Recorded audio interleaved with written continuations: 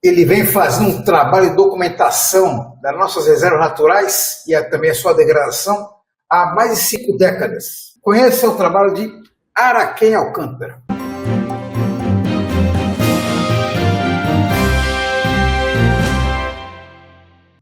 O fotógrafo Araquém Alcântara vem documentando as reservas naturais do Brasil há pelo menos 5 décadas. E ele vai inaugurar uma exposição, uma retrospectiva desse trabalho na Pinacoteca Benedito Calixto. Araquém Alcântara, obrigado por aceitar o meu convite. Seja bem-vindo ao canal Marco Zero. Beleza, Marco. Bom dia. É um prazer estar aqui contigo. Araquém, para começar a nossa conversa, queria falar sobre um tema bem atual.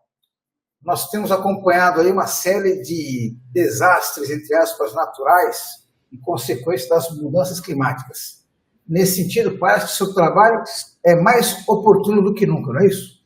Sem dúvida, Marco, sem dúvida. Chegamos a um ponto que não dá mais para tapar o sol com a peneira, né?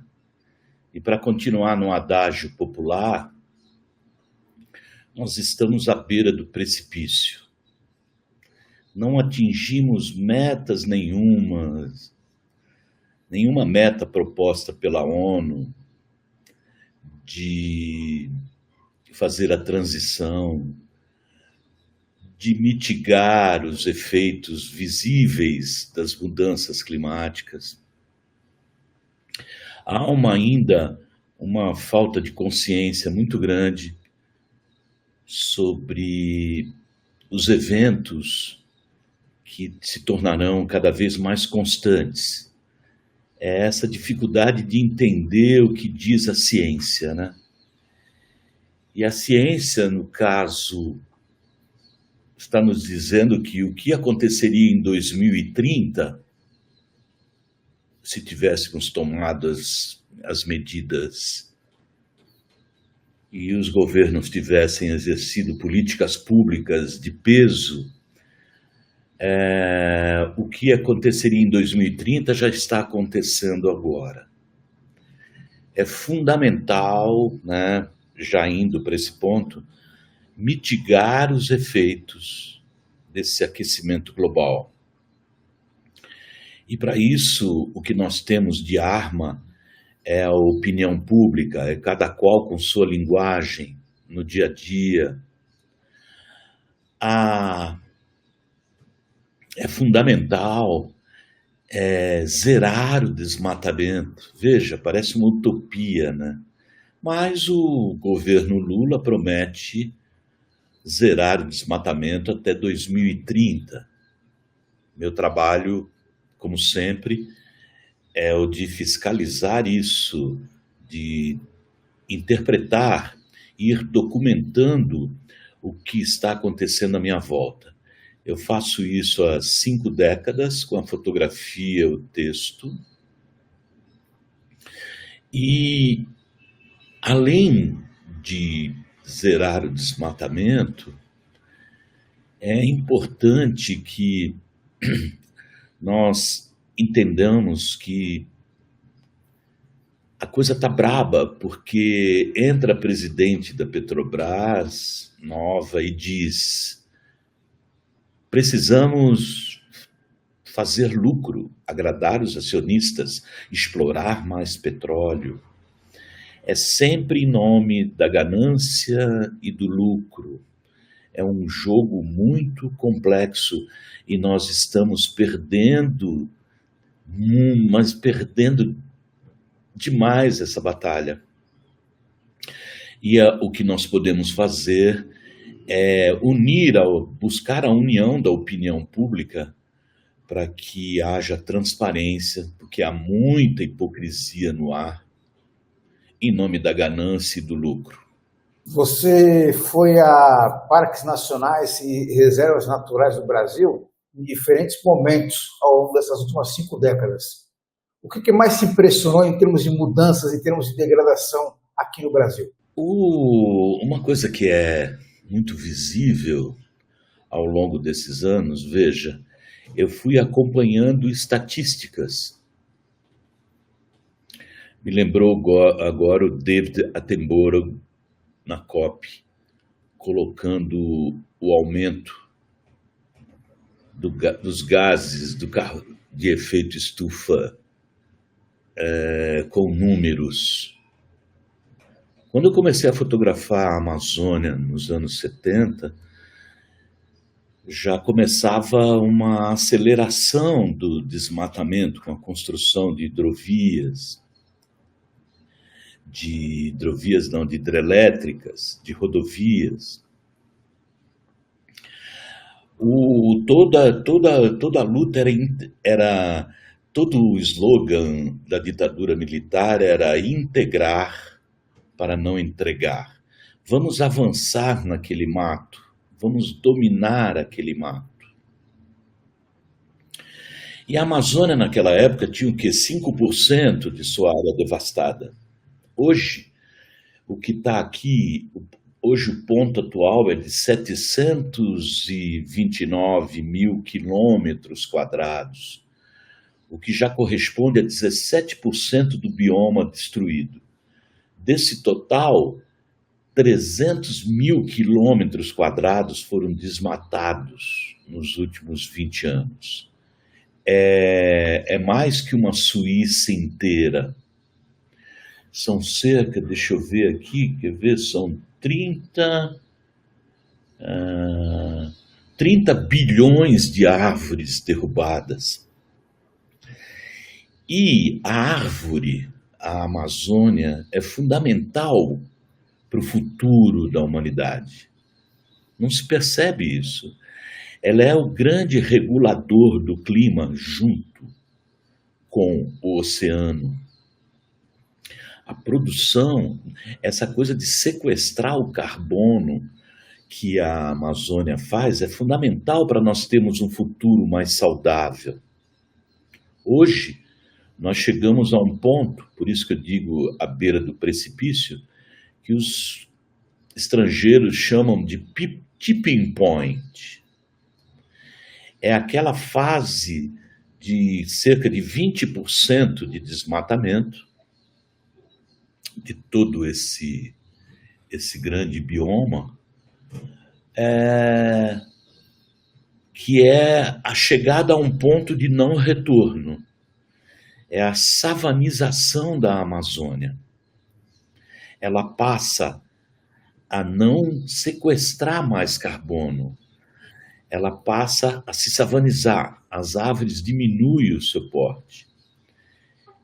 E o ano passado, eu estive fotografando a seca extrema da Amazônia. E eu nunca tinha visto coisa igual.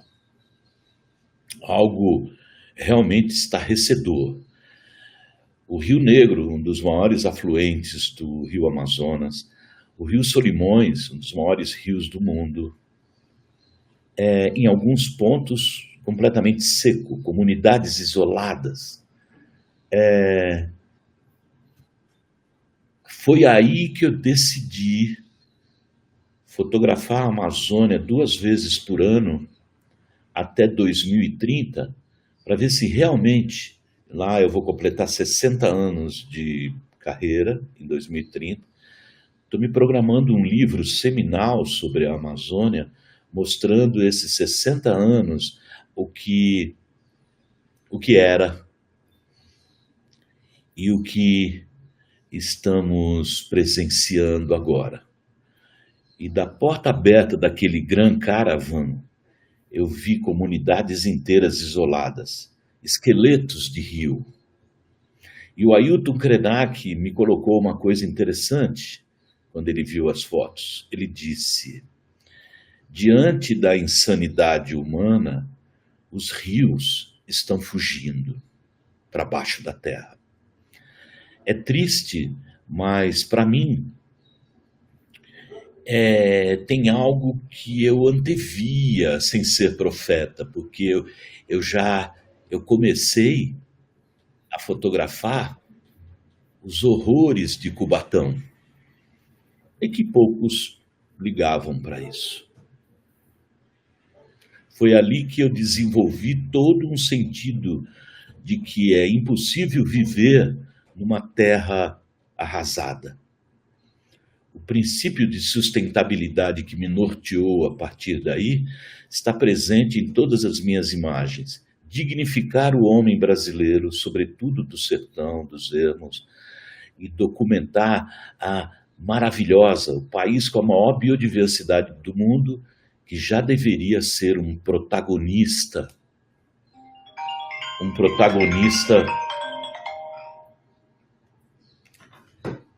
que já deveria ser um protagonista tomar a dianteira na discussão da ecologia global. Ora, Ken, eu queria que você falasse um pouquinho sobre o início da sua carreira, porque depois que o seu profissional ele se consolida na carreira, as coisas ficam um pouco mais fáceis. Mas no começo, você imagina que você teve grandes dificuldades, né? Eu queria que você me falasse quais foram as principais dificuldades logo no início da carreira. Lembrando que naquela época era fotografia com filme, não era digital. Eu sou de uma época em que, nos anos 70, para resumir, eu comecei com texto, mas já imaginava as dificuldades de assumir a fotografia como expressão plástica. Não tinha caminho. O caminho era o fotojornalismo, o jornalismo. E o fotojornalismo naquela época era feito de pessoas que eram laboratoristas, não havia uma cultura fotográfica. O fotógrafo, como qualquer outro profissional, tem que ter cultura, tem que saber da história dos outros fotógrafos, tem que se manter atualizado, tem que ler muito, tem que ser um rato de biblioteca, tem que ver muita fotografia, tem que expor as suas fotografias à opinião pública, aos críticos. E isso não acontecia. E quando eu assumi a fotografia, o meu primeiro problema foi colocar o meu trabalho, a fotografia, como linguagem poética e política. Foi fazer valer a qualidade desse trabalho. A grande dificuldade foi... Mas eu percebi que havia uma outra geração surgindo e de fotógrafos com uma outra visão da linguagem. E através das minhas fotos em Santos, eu fui podendo mostrar que eu tinha uma história a contar, né? Eu tinha um trabalho, eu não estava fazendo... Tanto é que como dizia o Drummond, eu batalhei para vencer a crueldade, para superar a crueldade dos jornais. Muitos chefes, muita arrogância, muito ego. Mas o trabalho foi, depois de uns 20 anos de jornalismo, eu consegui ganhar a liberdade, uma liberdade extremamente difícil, como fotógrafo autônomo e depois como editor. Agora, Ken, mas nesse início de carreira, teve um episódio específico aí, que acendeu, que deu um start aí para você decidir se dedicar à foto de natureza? Teve um episódio específico? Olha, aconteceram vários episódios. O mais importante, eu acho, foi que eu tinha um amigo que infelizmente já faleceu, José Meirelles Passos. Nós falávamos visões, né? Discutíamos as coisas e adorávamos fotografia. E junto com João Batista de Macedo Mendes Neto, nós tivemos a coragem de sair do dia a dia de texto, do jornal Cidade Santos, e começamos a fotografar. Fotografar a realidade da Baixada. Isso não durou muito tempo, porque o José Rodrigues, vindo de Ourinhos, nos convenceu e com liberdade de expressão, nos convenceu a fazer parte da sucursal do Estadão e do Jornal da Tarde em Santos. Então, às vezes, nós escrevíamos e fotografávamos ao mesmo tempo. E isso nos deu uma grande cancha profissional. Ali, eu comecei a querer desenvolver ensaios, querer me dedicar mais a um tema. E, em determinado momento, eu fui para a Amazônia, não pelo Estadão, eu já estava fora do jornal, já estava tentando ser freelancer, e eu acho que aconteceu o grande fato mesmo, foi documentar, acreditar numa história de um garçom e fotografar a minha primeira onça na Amazônia. A partir dali eu falei, eu vou fotografar tudo. Eu vou fotografar o homem e a natureza. Ali ficou consagrado a história de uma pessoa que resolveu ser intérprete da realidade brasileira. Araquém, ao longo dessas mais de 5 décadas de carreira, você registrou vários parques nacionais e outras reservas naturais. Queria que você falasse para a gente quantos parques nacionais você já visitou e quantos livros resultaram desses trabalhos. Bom, aí a partir dessa primeira foto da onça e também do meu envolvimento com a questão nuclear, a tentativa de instalação de 2 centrais nucleares entre Peruíbe e Iguape, eu comecei a me dedicar totalmente a essa fotografia de o que esse país tem, que país é esse? E foi aí que eu comecei, da Mata Atlântica, a rodar o Cerrado, a Caatinga, a Amazônia, a zona costeira, o Pampa. E comecei pela joia de uma nação, a joia rara de uma nação, que são os parques nacionais. Os parques nacionais são unidades de conservação que precisam, eles não têm que reduzir, como tentam toda hora, entra governo e sai governo, reduzir sua área. É importante criar novas unidades, novos corredores ecológicos, para que a nossa grande fauna ou a nossa fauna sobreviva. O que está acontecendo, todo mundo vê aí os bichos chegando na cidade. Eles estão perdendo espaços. Uma quantidade imensa de animais sendo extintos ou em estado de extinção. E eu comecei pelas unidades de conservação mais próximas. Eu estava envolvido com a questão nuclear, comecei a fotografar o litoral. Parque Nacional do Superagui, depois Parque Nacional da Bocaina, aqui perto, Rio de Janeiro, na divisa com o Rio de Janeiro, Parque Nacional de Itatiaia, e assim foi. Essa saga, essa grande viagem que resultou no livro de fotografia mais vendido no Brasil, o Terra Brasil, de 1997, começou 20 anos atrás, rodando os parques nacionais. E o mais difícil foi, claro, fotografar parques nacionais de lugares distantes, como a Amazônia. E aí eu fui obrigado a cair totalmente na estrada mesmo, a ficar meses sem voltar, a ficar meses na mata. E isso me deu uma grande visão do caráter uma grande visão da biodiversidade dessa nação, que tem uma linda possibilidade, justamente o que eu estava falando de ser protagonista, ser protagonista dessa discussão, mas estamos longe disso.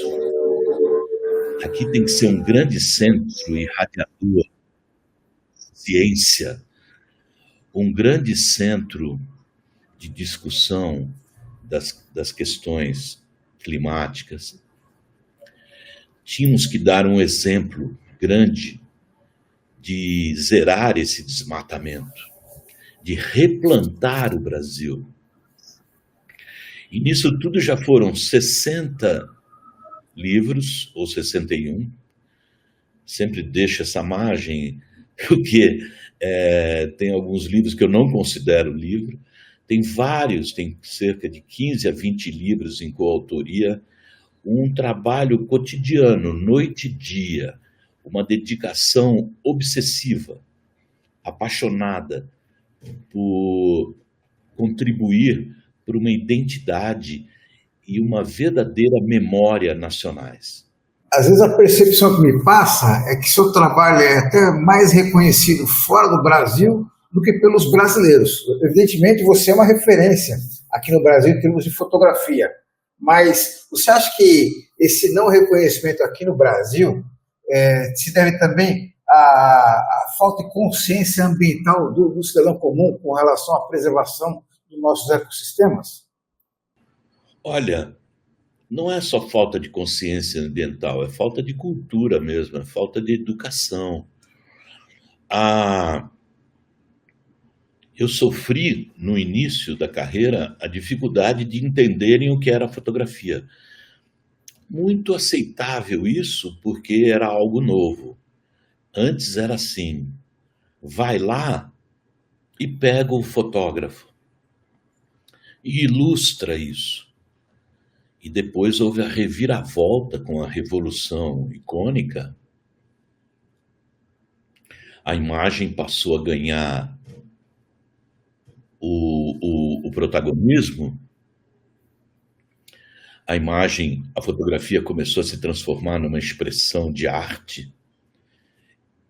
A foto documental, que começou ali com o Jornal da Tarde, depois as revistas que abriam espaço para a fotografia, mas tudo está na falta de educação. Quer dizer, o primeiro passo, né, seria que a história do Brasil fosse verdadeiramente contada. Nós não fomos descobertos, nós fomos invadidos. Que a história dos nossos heróis fossem verdadeiramente contadas e que os verdadeiros heróis entrassem na história. Educação, saúde, quer dizer, princípios básicos que nos vão formando gerações deserdadas. E eu percebi logo de cara que eu não ia ser compreendido, que ia ter dificuldades financeiras, mas o idealismo, essa utopia, essa montanha inalcançável, mas que me faz andar até ela, iria governar toda a minha vida. Hoje eu tenho absoluta certeza de que, ao escolher o caminho com o coração, eu escolhi o caminho certo de uma vida. Produzir cultura, produzir belezas, caçar belezas e provocar, exigir, inspirar, exigir indignação e atitude, porque é o que nós precisamos hoje. Araquém, para a gente encerrar nossa conversa de hoje, queria que você falasse sobre a exposição na Pinacoteca Benedito Calixto. O que o visitante vai encontrar lá? Qual que é a importância para você do ponto de vista pessoal? Era um dever moral começar essa retrospectiva que pretende andar pelo país, mas não só com exposição, com workshops, com palestras, devolvendo ao país, não só nas metrópoles, mas em lugares ermos, onde há uma grande carência de informação, o que esse país me deu de estofo, de grandeza, de história, de vivências. E começar por Santos é uma honra muito grande, primeiro porque foi aqui que tudo começou no início dos anos 70, andando com a câmera pelo centro histórico, pelo porto, pela zona de prostituição, pela Baixada, uma velha Yashica Eletro 35, que uma amiga, a Marinilda Dias da Silva, me emprestou, registrando e anotando num caderninho as minhas observações. A expor em Santos, eu vou expor um pedaço, né? Um recorte, em que eu poderia fazer uma retrospectiva só de Santos, só de onças, só de bichos, só de paisagens, só de cenas brasileiras. Eu misturei tudo isso numa constelação de imagens para mostrar a minha trajetória e homenagear a cidade, que eu tanto amo. Araquém Alcântara, agradeço muito a sua participação aqui no canal Marco Zero. Parabéns pela carreira. E eu fico o convite aqui a você acompanhar a exposição na Pinacoteca Benito Calixto a partir do dia 5 de junho e também acompanhar os trabalhos do Araquém Alcântara que estão disponíveis à venda na internet. Araquém, obrigado e até a próxima. Valeu, Marco. Foi um prazer. Obrigado, Araquém. Um agradecimento especial a você que nos acompanhou nessa entrevista. Eu sugiro você a compartilhar desde já essa nossa conversa, que certamente você conhece alguém que vai se interessar por fotografia e também por foto documental de natureza. Eu convido você também a tocar no sininho aqui no canal Marco Zero para ser informado toda vez que houver um novo conteúdo. Obrigado a todos e até a próxima.